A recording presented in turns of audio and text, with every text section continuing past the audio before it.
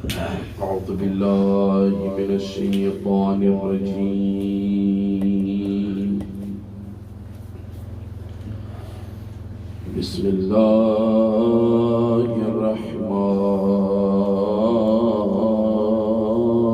الرحيم سبحان اللہ سبحان اللہ الحمد لله إقرارا بنعمته ولا إله إلا الله إخلاصا لوحدانيته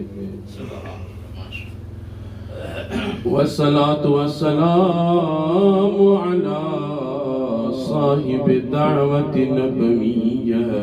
وصولة الحيدرية والعصمة الفاطمية سبحان اللہ والحلم الحسنية والشجاعة الحسينية والصبر سجادية والآثار الباقرية والمآثر الجعفرية والعلوم الكاظمية والحجج الرضمية سبحان اللہ والجود التقوية والنقاوة نقمية والهيبة العسكرية والغيبة إلهية مولانا ثاني العشاء مهدي الزمان اللهم صل على محمد وعلى محمد وأرواح العالمين لتراب مقدمه الفدا واللعنة الدائمة الأبدية على أعدائهم من يوم انعقاد نطفتهم إلى يوم لقاء الله أما بعد فقد قال الحكيم في القرآن المجيد بسم الله الرحمن الرحيم يا أيها الذين آمنوا اتقوا الله وكونوا مع الصادقين صلوات محمد اللهم صل على محمد وعلى محمد وعجل فرجهم ماشاءاللہ اللہ آپ سب کو سلامت رکھے آمین عزیز بھائیوں اور عزاداروں آپ سب کو پتہ ہے کہ ہم سب کا خالق اللہ رب العزت ہے اللہ ہمارا خالق ہے اور اس کائنات میں ذرے ذرے کا خالق اللہ ہے سبحان اللہ لیکن اللہ نے ہمیں خلق کرنے کے بعد ایسی ہی نہیں چھوڑا بلکہ ہماری ہدایت کے لیے ایک نظام بنایا اللہ نے سبحان اللہ کہ جس نظام کو چلانے کے لیے کبھی 1,24,000 انبیاء بھیجے تو کبھی 313 رسول تھے کبھی 12 امام تھے اور جو بھی ہادی بن کر آیا جو بھی اس نظام ہدایت کا حصہ بنا وہ تمام کے تمام معصومین تھے لیکن عجیب سی بات ہے کہ تمام انبیاء میں سے کسی کے بھی زوجہ کو معصوم نہیں بنایا سبحان اللہ جیو اول سے لے کر آخر نبی تک یا اماموں میں سوائے یہ ہمارے علی علیہ السلام کی فضیلت ہے ایسی ہو سر اٹھا کے چلو فخر کرتے چلو اور یہ اعلان کرتے پھرو کہ صرف وہی ایک ہی در ہے علی کا کہ جو خود بھی معصوم ہے اور ان کی زوجہ بھی معصوم ہے سبحان اللہ اور کبھی بھی ایک ہی بدن سے کسی معصوم کو 2 معصوم فرزند عطا نہیں کیے اگر داؤد کو اللہ نے معصوم فرزند عطا کیا سلیمان کے نام سے، لیکن وہ ایک ہی ہے، ایک ہی بطن سے۔ اسی طرح اگر یعقوب علیہ السلام کو فرزند عطا کیا معصوم، تو یوسف علیہ السلام ایک ہی معصوم اللہ نے عطا کیا۔ اگر ابراہیم کو اللہ نے دو فرزند عطا کیے مگر ایک ہی بطن سے عطا نہ کیے، اسحاق کو عطا کیا تو سارا کے بطن سے، اسماعیل کو عطا کیا تو ہاجرہ کی بطن سے، مگر یہ صفت صرف علی اور زہرا کی ہے کہ ایک ہی بطن سے اللہ نے دو معصوم حسن و حسین عطا کیے۔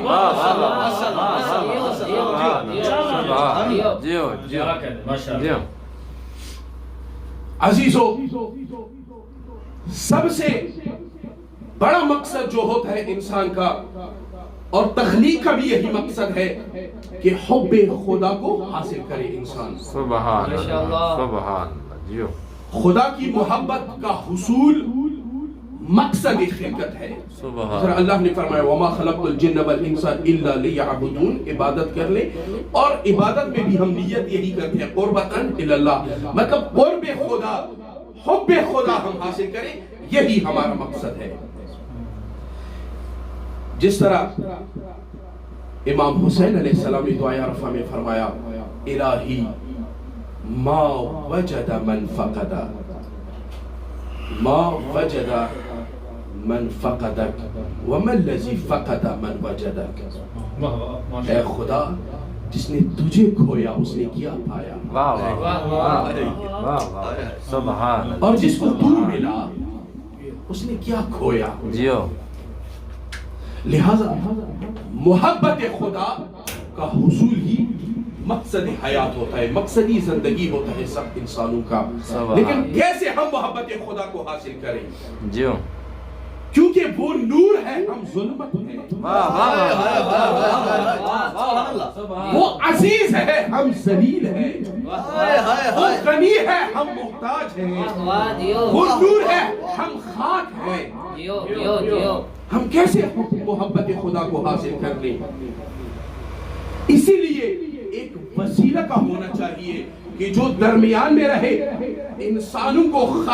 خاکی کو نور کے ساتھ کنیکٹ کرنے کے لیے ایک وسیلہ کی ضرورت ہے۔ جس طرح آپ لوگوں کو ایک مثال دیتا چلوں، یہ اگر گریڈ سے ڈائریکٹ بجلی ہمارے گھروں پہ آ جائیں تو اس کی وولٹیج اتنی زیادہ ہوتی ہے کہ گھروں میں کوئی بلب ہی نہ رہے، چاہے وہ ہیٹر ہو، چاہے وہ بلب ہو، چاہے وہ کوئی بھی الیکٹرک چیزیں ہو، سب جل جائیں گی، کیونکہ گریڈ میں وولٹیج اتنا ہوتا ہے۔ اس لیے ڈائریکٹ بجلی نہیں آتی گریڈ سے، بلکہ ہر ایک کالونی میں ایک ٹرانسفارمر لگاتے ہیں تاکہ گریڈ سے بجلی لے کے جس گھر کو جتنی ضرورت ہو اسی کی طرح امپائر اس کو عطا کر لے۔ یہی اہل بیت ہی ہے جو ٹرانسفارمر کی حیثیت رکھتے ہیں اللہ سے، کہ اللہ کے نور کو وصول کر کے انسانوں میں جتنی اوقات ہو اس کی مطابق اپنا نور تقسیم کریں۔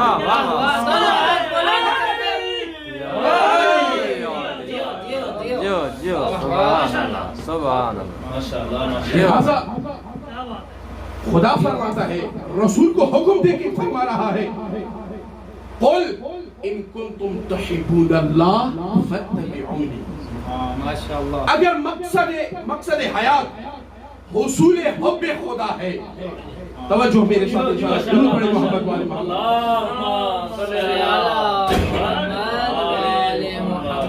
تو آخر یہ محبت خدا ہے کیا؟ اللہ فرما رہا ہے قل ان کنتم تحبون اللہ فاتبعونی، میری اتباع کرو، رسول کی اتباع کرو، تب حب خدا حاصل ہو جائے گا۔ اور رسول کی اتباع کے لیے ایک ہی جملہ میں عرض کروں، وہ بھی قرآن فرما رہا ہے وما اتاکم الرسول فخذوہ وما نہاکم عنہ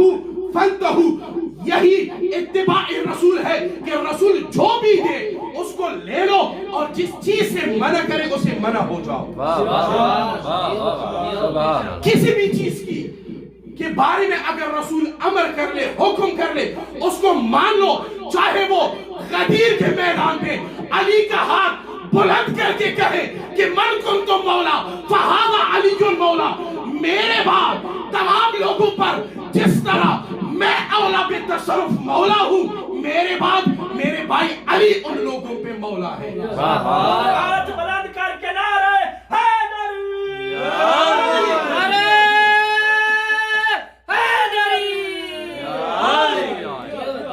اور رینج دے کے من کا ایک جملہ یہاں پہ کہہ کے اپنی موضوع کی طرف چلا جاؤں گا. رینج دے کے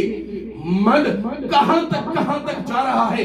من کن تو مولا، جس کا میں مولا، یعنی یہ کہ اگر رسول آدم کا مولا ہے تو علی آدم کا مولا ہو گئے، اگر رسول عیسیٰ کا مولا ہے تو علی عیسیٰ کے مولا ہو گئے، اگر رسول موسیٰ کے مولا ہے تو علی موسیٰ کے مولا ہو گئے، اگر رسول ابراہیم کے مولا ہے تو علی ابراہیم کے مولا ہو گئے، اگر رسول نوح و لوط کے مولا ہے تو علی نوح و لوط کے مولا ہو گئے. جب علی تمام انبیاء کے بھی مولا ہو گئے تو اس کا مقصد یہ ہوا کہ سب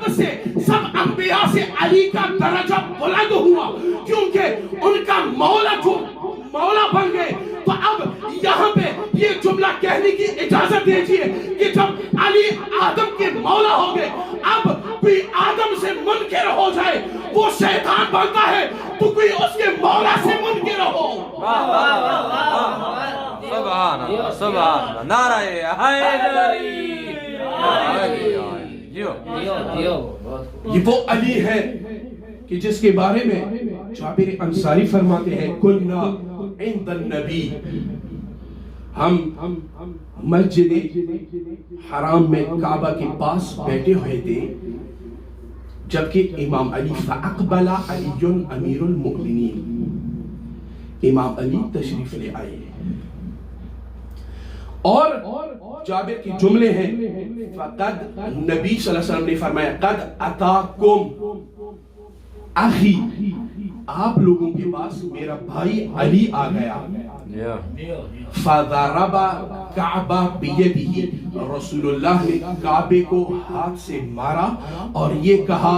کہ انہو اولاکم ایمانا، تمام تم لوگوں میں سے ایمان کے حوالے سے سب سے بلند ہے. سب سے بلند یہ علی ہے. ان وشیعتہ هم الفائزون، یہی علی اور ان کی شیعہ قیامت کے دن کامیاب ہوں گے.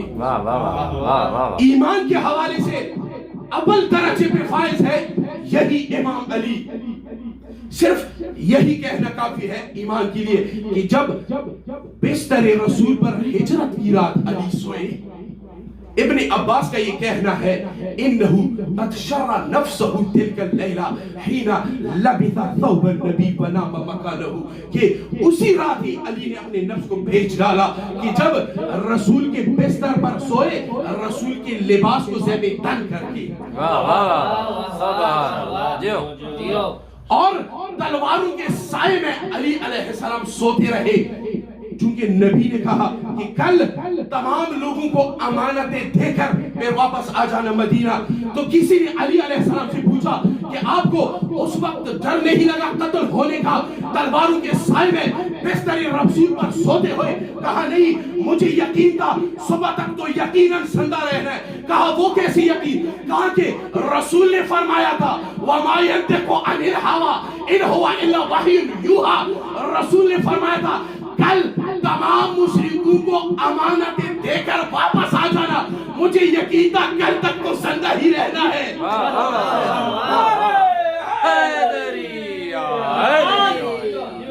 اور وہ رسول خود اندازہ لگائے، وہ رسول کہ مشرکوں کے امانتوں کو بھی بغیر سہارا کے نہیں چھوڑ رہے، جو صرف مکہ کو چھوڑ کے مدینہ جا رہے ہیں، دنیا چھوڑ کے نہیں جا رہے، صرف مکہ سے جا رہے ہیں، تب بھی امانتوں کو بغیر سہارا کے نہیں چھوڑ رہے، علی کے سپرد کر کے جا رہے ہیں. تو پوری دین کو کیسے بغیر سہارا کے چھوڑ رہے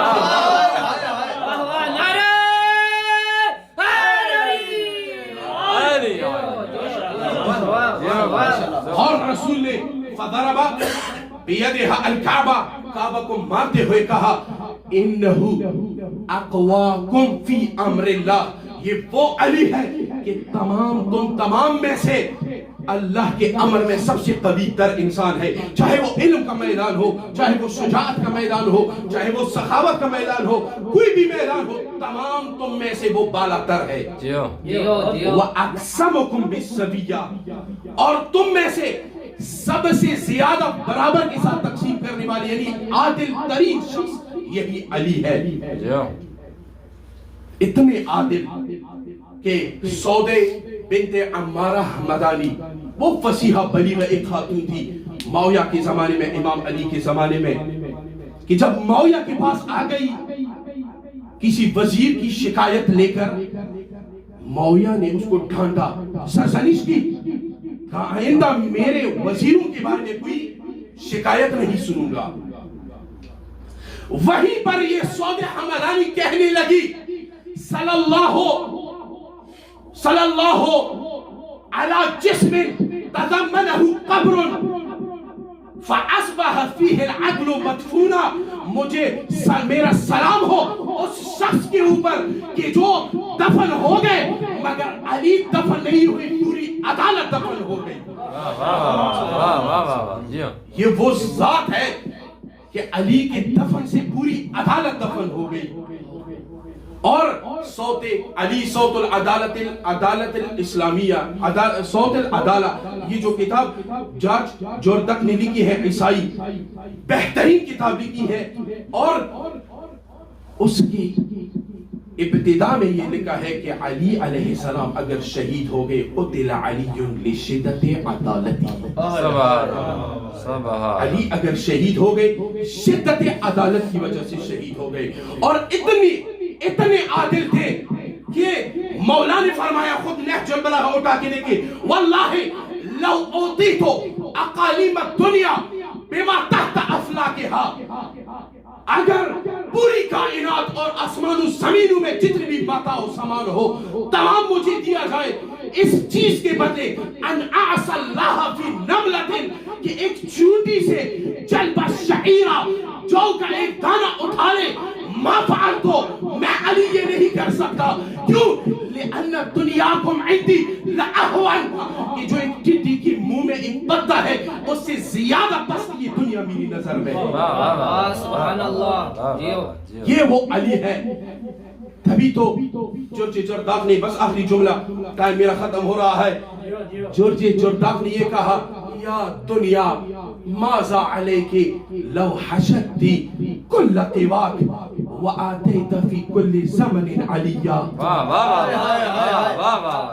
دنیا کیا ہو جاتا تجھے اگر ہر زمانے میں علی جیسا ایک عطا کرتے دنیا کو، بعقلہ وفہمہ ولسانہ وذی فقارہ، علی کے اسی ذوالفقار کے ساتھ، اسی فہم کے ساتھ، اسی لہجہ و لسان کے ساتھ اگر دنیا کو ایک ایک علی آپ عطا کرتی۔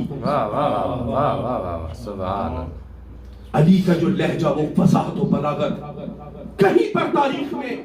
پھر نظر نہیں آیا۔ ہاں ایک دفعہ ایک صحابی کو علی کا لہجہ نظر آیا، بشر بن حزیلم، بشر بن حزیم نام ہے شاید، لیکن بشر ایک صحابی ہے، وہ کہتے ہیں کوفہ میں مجھے علی کا لہجہ ایک دفعہ میرے کانوں میں آیا، وہ کب کہ میں حیران ہو گیا، علی تو کئی سال پہلے شہید ہو چکے ہیں، آج کوفہ میں علی کیا کر رہے ہیں؟ اور میں نے کسی سے پوچھا کہ آج کوفہ میں علی خطبہ دے رہے، کہا نہیں، کوفہ میں علی نہیں آئے، علی کی بیٹی زینب آئی ہے، اسی لہجے سے۔ اور بی بی نے یہ جملہ عرض کیا جو ہی دربار میں جا رہی تھی، صرف یہی ایک جملہ، جو کہ یہی جملہ ان کی ماں نے بھی ارشاد فرمایا ہے، وہ کیا جملہ، یا لیتنی لم تلدنی امی، اے پروردگار اے کاش مجھے اپنی ماں پیدا ہی نہ کرتی مگر یہ حالت نہ دیکھتی۔ یہی جملہ بی بی نے بھی ارشاد فرمایا ہے، بنت رسول نے بھی ارشاد فرمایا ہے۔ بی بی نے کیا فرمایا، صبت علی مصائب